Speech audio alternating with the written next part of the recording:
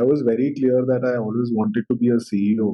I topped my college in copywriting. When I started working with a small boutique agency and then with TBWA, with McCann, with Ogilvy, and with Lintas, and a whole bunch of other agencies, right? Uh, I always assumed the account management position because in my head, I was very clear that I want to be a CEO. And very rarely have you ever seen a copywriter becoming a CEO, Yeah, unless the copywriter himself starts his own agency. That's a different yeah, yeah, uh, thing altogether.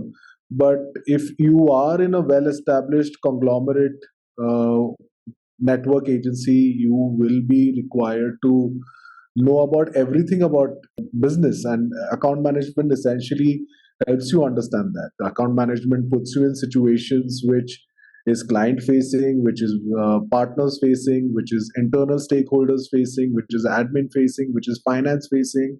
yeah.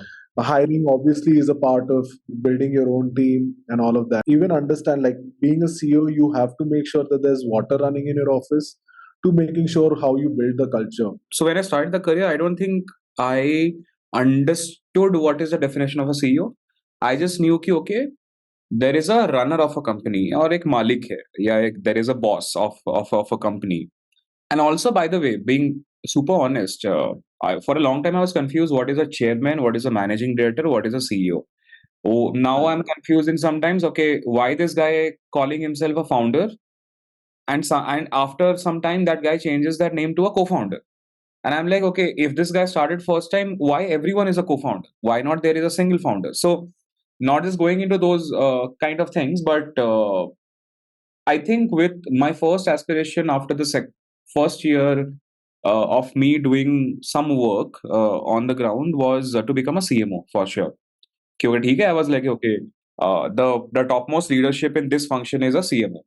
Because when I started looking at CEO's job, I was not liking that accounting part. I was not liking handling the finances part, where to draw your money. If you have taken debt, how do you repay? And you are the answerable part of policies, HR, legal, and stuff.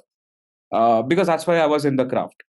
So that was for a long time, honestly. To now, if you ask me, it has boiled down. I don't want to become a CMO either of a larger conglomerate by the design of my personality, that I want to keep. And I think everyone who is in marketing who is there for the craft, not for just money or anything else, you will see that these people tend towards कि, okay, I want 80% of execution to do it myself. If I'm not executing, I feel left out. I feel bored. I do not feel inspired. I'm not able to justify am I doing any right work or not. So I'm still in that zone that okay, I still run ads. I mean, I might have a 50-member team at some point of time, but I'm like, if I don't open Facebook Ads Manager in the morning and run ad or write a script, my day is not done. And it is not just me. I ask developers exact same thing. They keep on saying me that hey, I can become a CTO, but I have to write a piece of code. And if I'm not writing, then Yes.